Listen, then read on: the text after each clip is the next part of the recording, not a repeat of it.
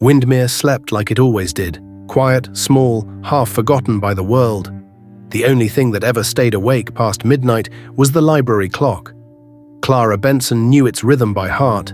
Every night, as she catalogued dusty journals in the basement, she would count the chimes, one for each hour, steady as breathing. But that night, something went wrong. At 2:17 a.m., the clock gave a single broken ring, a note that cracked midway through. And then, nothing. Silence rolled through the building like a held breath. Clara straightened from her desk. The air felt thick, colder than it should. For a moment she thought she'd imagined it, until she noticed the big grandfather clock at the end of the archive. Its brass pendulum had stopped mid-swing. Then came a sound that didn't belong, click, like a lock turning. Her pulse skipped. The only other key to the archive was in her supervisor's office.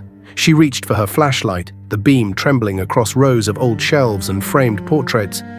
Dust floated like ash. "Hello?" Her voice came out smaller than she expected. No answer, only the hum of the heater, until even that seemed to fade. She walked toward the sound, boots whispering against stone. Her light brushed over a set of footprints, small, fresh, smudged with mud, leading deeper between the shelves. They stopped at the far wall. The wall looked solid, but one brick near the bottom was darker, newer. When she pressed it, it gave slightly under her thumb. A door, she realized, or something like one. Before she could think further, a voice drifted from behind her. "Looking for something, Ms. Benson?"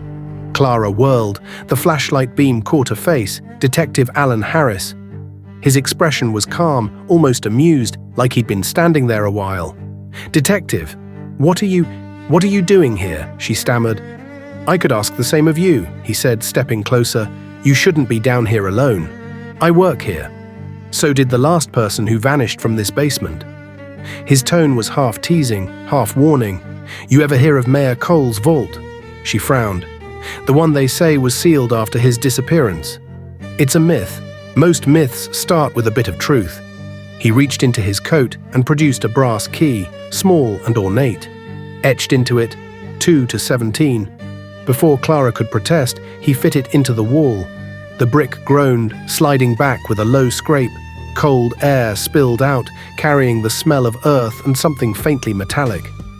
The hidden door yawned open to reveal a narrow room. And at its center, a chair. On it sat a withered figure in a crumbling suit, a mayor's pin gleaming on its lapel. The bony hand clutched another key, identical to Harris's. Beside it lay a folder, the paper browned and brittle. The Windermere experiment. Clara reached out.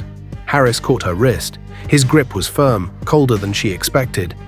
"You shouldn't have heard the clock," he said quietly. "Only those connected to the experiment do." "What are you talking about?" He smiled, a slow, unsettling smile. "You'll understand soon." Above them, the clock began to tick again.